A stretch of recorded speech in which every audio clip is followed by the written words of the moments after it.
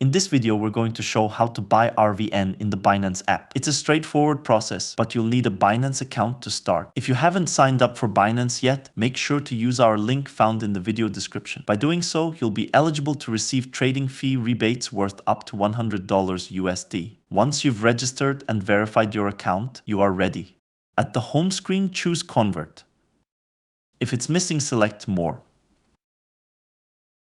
Then select Edit to edit the shortcuts and scroll down till you find it.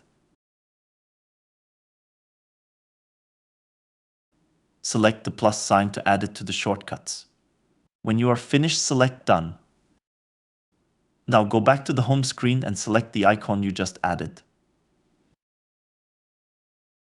Now select the currency you wish to use for the purchase. Then add the currency you want to buy. In our case, we are looking to buy RVN. There are two ways to buy it. You can either choose the current market value, or you can set the specific price at which you wish to buy. Now we just need to preview the conversion to ensure everything is correct. If it looks okay, then choose to convert it. Now you can go back to the home screen, choose Wallet and then Spot.